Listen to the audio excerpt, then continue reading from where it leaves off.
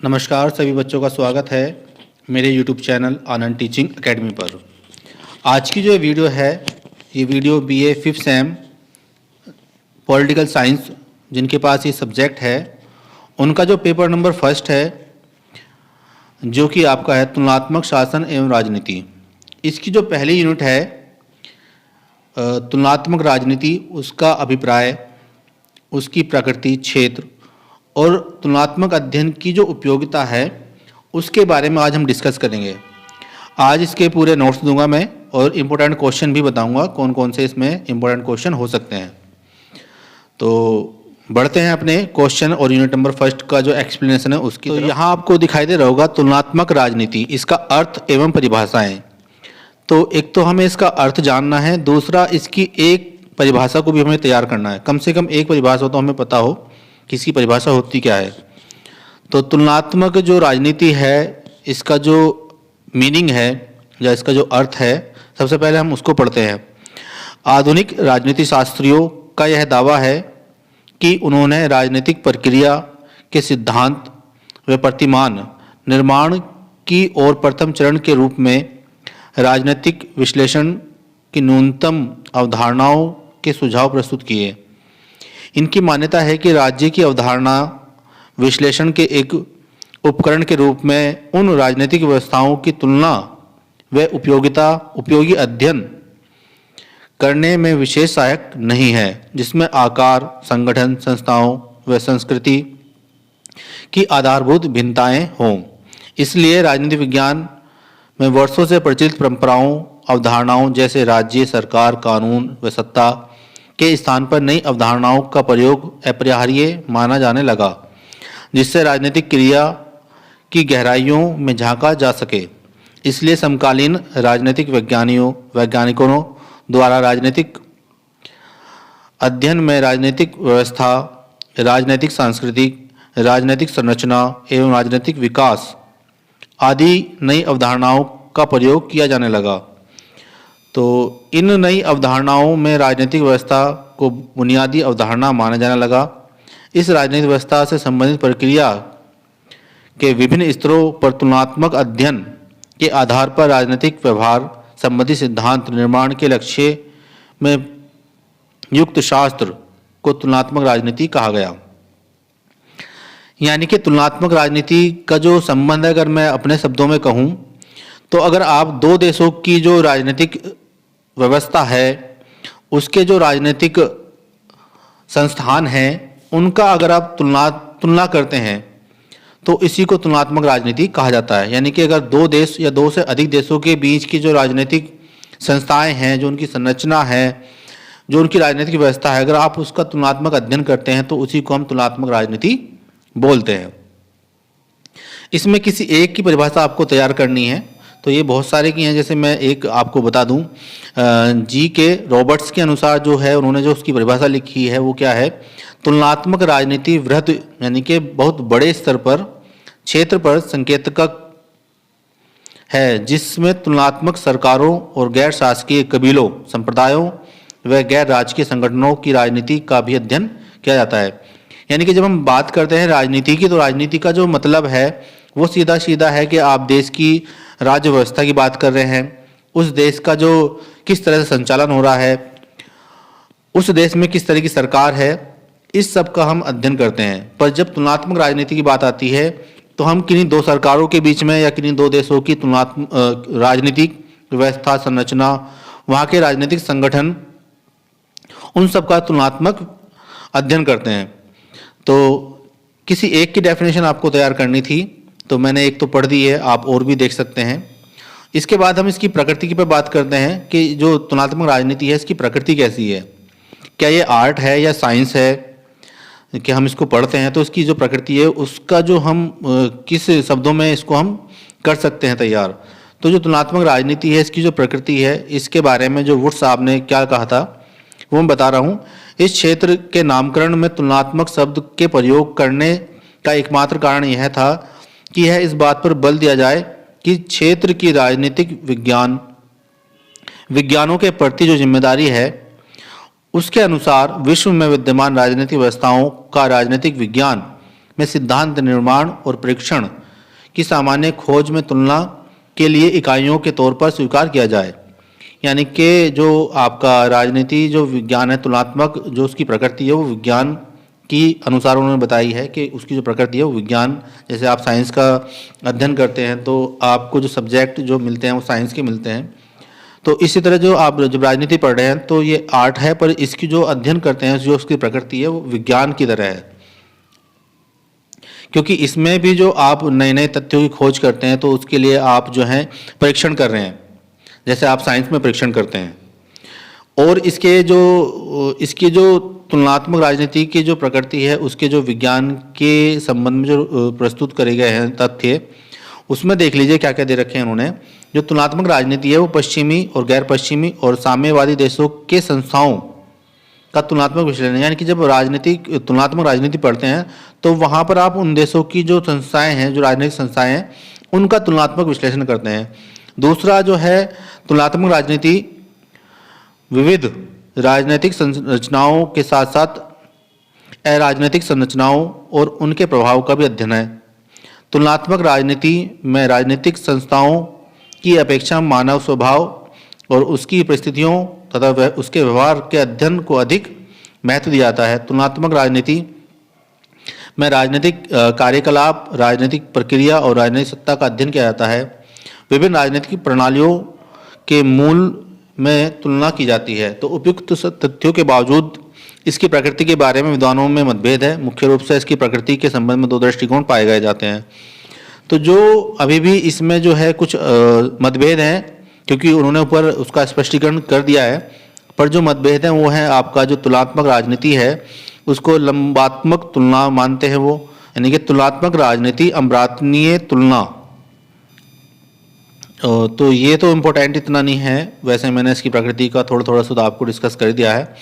आगे जो इसमें इम्पोर्टेंट है आपके जो सिलेबस में दे रखा है तो उसके अकॉर्डिंग ही हम चलेंगे आगे। तो इसमें जो दे रखा है आप जो है जो तुलनात्मक राजनीति की समस्या इसको तैयार कर सकते हैं। क्वेश्चन इस तरह का आ सकता है कि तुलनात्मक राजनीति के अध्ययन की समस्याओं को लेख कीजिए, कि जब आप तुलनात्मक राजनीति करते हैं तो उसमें क्या क्या समस्याएं आपके सामने आती हैं। तो जो जीन डेल के ने अपनी एक पुस्तक है कंपैरेटिव गवर्नमेंट, उसमें जो है इन 3 समस्याओं को उल्लेख किया है। एक तो यह है कि अपर्याप्त सूचना तथा तथ्यों का अभाव, यानी कि जब आप किसी दूसरे देश की जो राजनीतिक संस्थाएं हैं उनका जब आप अध्ययन करते हैं तो हो सकता है कि आपके पास उनकी जो सूचना है वो सूचना आपको या तो सही प्राप्त ना हो, या जो तथ्य जो आपको मिलने चाहिए वो आपके पास उनका अभाव रहे। तो ये एक समस्या है जब आप उसका अध्ययन करते हैं। शासन पद्धति में पाई जाने वाली विभिन्नताओं और जटिलताओं के कारण किसी विशेष राजनीतिक व्यवस्था से संबंधित सूचना प्राप्त करने व आंकड़े एकत्रित करने में कठिनाई आती है। तुलनात्मक राजनीति के अध्ययन में तथ्यों और सूचना सामग्री का बहुत महत्व होता है, परंतु भाषा की समस्या, क्योंकि 2 देश हैं तो दोनों देशों की अलग अलग भाषा होगी। विशिष्ट जीवन शैली, दोनों की जीवन शैली जो है वो भी अलग होगी। अव्यवस्थित सामाजिक और राजनीतिक संरचना, यानी कि जो उनकी सामाजिक और राजनीतिक संरचना है दोनों देशों की अगर तुलना करेंगे तो दोनों की अव्यवस्थित आपको नजर आएगी। परंपराओं और रीति रिवाजों में भी अंतर होगा। दूसरे देश की परंपरा अलग होगी और जो दूसरा देश है उसके अकॉर्डिंग उसकी परंपरा अलग हो सकती है। मान लीजिए अगर हम बात करते हैं कि जो हमारा हिंदुस्तान है तो वहाँ के जो लोग हैं उनका रहन सहन, उनकी परंपराएं अलग हो सकती है, क्योंकि जो आपके ऊपर शासन हो रहा है, तो जो राजनीति हो रही है तो वो कहीं ना कहीं लोगों से जुड़ी हुई है और लोग ही उसका जो मुख्य आधार हैं, जो मुख्य तत्व हैं। राजनीति का जो मेन मकसद है वो है लोगों से ही संबंधित है, क्योंकि हम लोगों पे ही शासन करते हैं और लोगों के द्वारा ही शासन होता है। तो वहाँ पे जो लोग हैं रहते हैं तो उनकी जो रीति रिवाज हैं वो कहीं ना कहीं आपको प्रभावित करते हैं। उसके बाद जो ये इतने सारे जो आपको आंकड़े एकत्रित करने हैं तो ये सब जो है तुलनात्मक अध्ययन को आपके प्रभावित करते हैं। दूसरा इसमें है आपका परिवर्तियों की अधिकता, यानी तुलनात्मक राजनीति का सही अध्ययन तभी किया जाता है जब किसी समय समस्या से संबंधित सभी पक्षों का अध्ययन कर लिया जाए। एक राजनीतिक व्यवस्था पर सामाजिक, धार्मिक और आर्थिक, सांस्कृतिक एवं भौगोलिक तथ्यों का प्रभाव पड़ता है। राजनीतिक व्यवस्था का अध्ययन करने के लिए इन सभी परिवारों को एकत्रित करके इनका व्यवस्थित रूप से अध्ययन करना होगा, परंतु इन सभी परिवारों को एकत्रित यानी कि इकट्ठा करना और इनका व्यवस्थित अध्ययन करना एक जटिल कार्य है, जिसके कारण राजनीतिक व्यवस्था के संबंध में कितना भी गहन अध्ययन कर लिया जाए, कोई ना कोई परिवर्तीय छूट जाने की संभावना रहती है।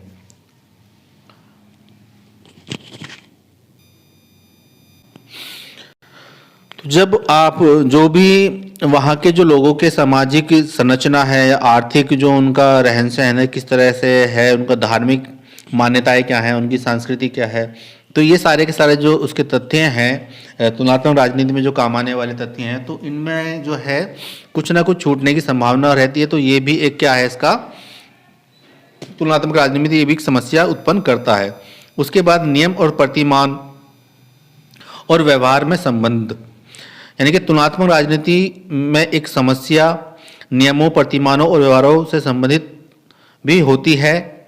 अनेक बार किसी विशेष प्रतिमान को स्थापित, यानी कि कोई नया नियम या कोई नई चीज़ बनाने के लिए जो है, करने के लिए नियमों को उसी के अनुरूप परिवर्तित किया जाता है, लेकिन इसका परिणाम यह होता है कि नागरिक उसको उसी रूप में व्यवहार में लाने में आनाकानी करते हैं, जिससे नियम के निर्माण और प्रतिमानों की संरचना में व्यवहार द्वारा बदलाव कर दिया जाता है। इस प्रकार किसी नियम में कितना बदलाव लाया जाए और कैसा प्रतिमान स्थापित किया जाए, यह एक कठिन कार्य है।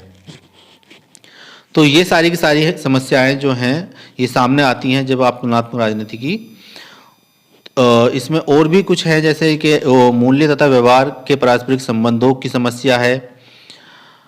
तुलनात्मक राजनीति अध्ययन में मूल्य तथा व्यवहारों के पारस्परिक संबंधों के निर्माण की समस्या भी उत्पन्न होती है। तुलनात्मक राजनीति में मूल्य के उद्देश्य राजनीतिक दर्शन, मान्यताएं और आस्थाएं होती हैं, जिन पर किसी समाज की राजनीतिक व्यवस्था आधारित होती है। ये मूल्य संविधान के नियमों के अनुरूप में राजनीतिक व्यवहार या परंपराओं के रूप में देखे जा सकते हैं। कुछ मूल्य स्वयं विकसित होते हैं, जिन्हें नागरिक स्वेच्छा से स्वीकार कर लेते हैं, लेकिन कई बार मूल्य नागरिकों की इच्छा के विरुद्ध उन पर लाद दिए जाते हैं। ऐसी स्थिति में ज्ञात करना कठिन होता है कि स्वाभाविक मूल्य कौन से हैं और थोपे गए मूल्य कौन से हैं। सिद्धांत निर्माण की समस्या है इसमें, और वैज्ञानिक शुद्धता की समस्या है, तुलनात्मक नियोजन की समस्या है। तो ये सारी की सारी समस्याएं इनमें आती हैं। उसके बाद जो इसमें इम्पोर्टेंट है वो ये है कि तुलनात्मक राजनीति की जो उपयोगिता है, यानी कि आप इसका अध्ययन कर रहे हैं तो उसकी आपके लिए क्या उपयोगिता है, क्या उसका जरूरी है कि आप क्यों ये करना चाहिए, तो इसकी उपयोगिता ये आपके सिलेबस में है, ये काफ़ी इम्पोर्टेंट है। इसमें एक तो ये है कि जो राजनीति में सिद्धांत निर्माण, यानी कि जब आप तुलनात्मक राजनीति का अध्ययन करते हैं तो आप अपने लिए नए नए सिद्धांत का जो है आप निर्माण कर सकते हैं। यानी कि तुलनात्मक राजनीति का महत्व राजनीति में सिद्धांत निर्माण की दृष्टि से भी है। तुलनात्मक अध्ययन से ही किसी शास्त्र के सिद्धांतों का निर्माण व नियमों का निरूपण संभव होता है। प्राचीन काल से ही राजनीति शास्त्र में ऐसे सिद्धांतों और सामान्य नियमों की खोज की जाती रही है जो संपूर्ण विश्व में राजनीतिक व्यवहार को विशेष रूप में समझने में सहायता करें। राजनीतिक सिद्धांतों की मुख्य रूप से दो भागों में बांटा जाता है, आदर्शात्मक सिद्धांत और अनुभाविक सिद्धांत।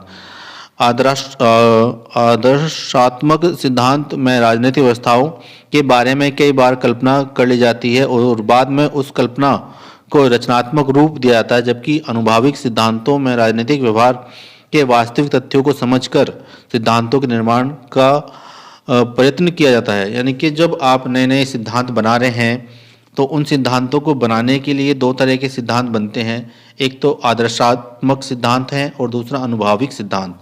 यानी कि जो एक आइडियल सिद्धांत जो आइडियल प्रिंसिपल आपने सेट किए हैं, और दूसरा जो आपका एक्सपेरिमेंटल प्रिंसिपल आप बना रहे हैं, जो अपने अनुभवों के आधार पर आप सिद्धांत बना रहे हैं, और जो दूसरा एक जो है आप आइडियल तौर पे आप लेते हैं कि भाई इस तरह का जो गांव है वो किस तरह का होना चाहिए या शहर किस तरह का होना चाहिए। तो ये आपने एक आदर्श दिया। दूसरा है कि अनुभव के आधार पर हमने कहीं पे कुछ कमी महसूस की है तो वो चीज़ हम अनुभव से बता रहे हैं। तो इन जब आप तुलनात्मक राजनीति का अध्ययन करते हैं तो अपने राजनीति जो सिद्धांत बनाए हैं तो उनमें आप इन सब चीज़ों का समावेश ला सकते हैं और उनसे जो आपके सिद्धांत बनेंगे, वो जो आपके प्रिंसिपल होंगे, वो ज़्यादा कारगर सिद्ध होंगे। दूसरा है इसमें कि राजनीतिक संस्थाओं के सुधार में सहायक, यानी कि जो राजनीतिक संस्थाएं हैं, तो आप जब दूसरे देश से अपने देश की तुलना करेंगे तो उसमें आप उनमें जो आपको कमियां नजर आएंगी तो उनमें आप सुधार कर सकते हैं। तुलनात्मक राजनीति का अध्ययन करने के बाद व्यक्ति आरंभ से ही अपने राजनीतिक संगठन को सुधारने और उसके कल्याणकारी बनाने के बारे में सोचता आया है। तुलनात्मक अध्ययन पद्धति इस संबंध में बड़ी सहायक रही है। दूसरे देशों की सफलतापूर्वक कार्य करने वाली संस्थाओं से अपने देश की राजनीतिक व्यवस्था की तुलना करके अपनी व्यवस्था की कमियों का पता लगाया जा सकता है और उन बातों का ज्ञान होता है जिन्हें अपनी व्यवस्था को में लागू करके इसे सफल और कल्याणकारी बनाया जा सकता है। तुलनात्मक शासन के अध्ययन से राजनीतिक संस्थाओं में सुधार करना आसान हो जाता है। तीसरा है सामान्य सिद्धांत के निर्माण में सहायक। तुलनात्मक अध्ययन पद्धति का एक मुख्य लाभ यह है कि इसके प्रयोग से सामान्य निष्कर्ष निकालना संभव है। सामान्य सिद्धांत का निर्माण किया जा सकता है और किया गया है। इस पद्धति के माध्यम से अरस्तू द्वारा निर्धारित बहुत से सिद्धांत आज भी मान्य हैं, जैसे कि आर्थिक असमानता क्रांति को जन्म देती है। इस प्रकार आजकल भी संसदीय प्रणालियों की विधान पालिकाओं की तुलना करके यह निष्कर्ष निकाला है कि इससे संसद की प्रभुसत्ता तथा वरिष्ठता घटी है और कार्यपालिका की स्थिति अधिक शक्तिशाली हुई है। तुलनात्मक राजनीति के अध्ययन से पता लगता है कि सत्ता का विशिष्ट वर्गीय सिद्धांत तुलनात्मक अध्ययन से निश्चित हुआ है। यह भी तुलनात्मक अध्ययन से ही पता चला है कि राजनीति अस्थिर सैनिक हस्तक्षेप या सैनिक शासन को प्रोत्साहन देती है। और लास्ट में है इसमें आपका राजनीतिक व्यवहार को समझना। तो जब आप तुलनात्मक राजनीति का अध्ययन करते हैं तो उसके द्वारा जो है आप राजनीतिक व्यवहार को समझने में सहायता मिलती है। यानी कि तुलनात्मक अध्ययन से हम राष्ट्रीय और अंतर्राष्ट्रीय राजनीति एवं राजनीतिक व्यवहार को अच्छी तरह समझ सकते हैं। तुलनात्मक अध्ययन के द्वारा ही हमें पता चलता है कि विभिन्न समाजों के लोगों का राजनीतिक व्यवहार परस्पर भिन्न क्यों होता है। यह संभव है कि दो देशों की परिस्थितियां एक जैसी होने के बावजूद भी राजनीतिक क्रिया अलग अलग हो। प्राचीन काल में आम जनता राजनीति में रुचि नहीं रखती थी, परंतु आधुनिक युग में जनता इसमें रुचि लेने लगी है। अब राजनीति कुछ लोगों तथा विशेष वर्गों तक सीमित नहीं रह गई है, बल्कि इसमें लाखों करोड़ों लोग भाग लेते हैं। तुलनात्मक राजनीति का अध्ययन आम जनता को विभिन्न स्तरों पर होने वाली राजनीतिक घटनाओं चक्रों का ज्ञान देता है। अब जो है इसमें आधुनिक राज्य में घनिष्ठ संबंधों में तुलनात्मक अध्ययन का महत्व, यानी कि जो आजकल के जो राज्य हैं उनमें आपस में किस तरह का संबंध, यानी कि दो देशों के बीच जो संबंध है उसमें भी इसका काफ़ी महत्व होता है। आधुनिक युग में अंतर्राष्ट्रवाद का युग है और सभी राज्य अन्य देशों से घनिष्ठ तथा मैत्रीपूर्ण संबंध बनाए रखते हैं। प्रत्येक राज्य कई अंतर्राष्ट्रीय संस्थाओं का सदस्य होते हैं और अंतर्राष्ट्रीय सम्मेलनों में हुए निर्णयों को अनदेखा नहीं कर सकता। आज प्रत्येक राष्ट्र अपने सामाजिक, आर्थिक, राजनीतिक लाभ को दूसरे देशों से और विशेषकर अपने पड़ोसी देशों से मैत्रीपूर्ण संबंध बनाए रखने का इच्छुक रहता है। संचार साधनों के विकास ने समय के साथ स्थान से दूसरी की ओर प्राय समाप्त कर दिया। इसलिए देश में घटने वाली घटनाओं तथा दूसरे देश के तत्काल प्रभाव पड़ जाते हैं। ऐसी स्थिति में देश का एक दूसरे देश के शासन व्यवस्थाओं को जानना और उनमें होने वाली असमानताओं को पता लगाना, यह काम तुलनात्मक अध्ययन द्वारा ही किया जाता है। यह एक वैज्ञानिक पद्धति है। तो इसमें जो अभी और हेडिंग है इसमें आप देख सकते हैं कि ये एक वैज्ञानिक पद्धति है। दूसरा, इसमें राजनीतिक संस्थाओं की विभिन्न संदर्भों को समझना आसान, यानी कि जो राजनीतिक संस्थाओं के विभिन्न जो उनके कार्य हैं, उन कार्यों के जो संदर्भ है कि वो कार्य क्यों हो रहे, तो उनको समझने में भी आसानी होती है। और विभिन्न देशों के जो सामाजिक, आर्थिक और ऐतिहासिक पृष्ठभूमि, उसका भी ज्ञान आपको इसके द्वारा मिल सकता है। और शासन व्यवस्थाओं की समानताओं असमानताओं को स्पष्ट कर सकते हैं। तो ये सारे के सारे जो मैंने टॉपिक बताए हैं या जो मैंने क्वेश्चन आपको दिए हैं, तो ये इम्पोर्टेंट है आपके लिए। जो भी आप जो 5th सेम के जिनके पास पॉलिटिकल साइंस है उनके लिए यूनिट नंबर 1 में इतना ही कुछ था, इससे बाहर कुछ आएगा नहीं। और जो बच्चे CCS के हैं या अदर स्टेट यूनिवर्सिटी के हैं उन सब के लिए इम्पोर्टेंट है। CCS जो आपका 5th सेम का सिलेबस है उसके अकॉर्डिंग ही मैंने आज की वीडियो बनाई है। और मैं आजकल मैं 2-4 वीडियोस की अपलोड करूँगा, तो जो भी होगा सारा का सारा सिलेबस इसी प्लेटफॉर्म पर आपको मिलता रहेगा। जुड़ने के लिए धन्यवाद। लाइक शेयर सब्सक्राइब करें।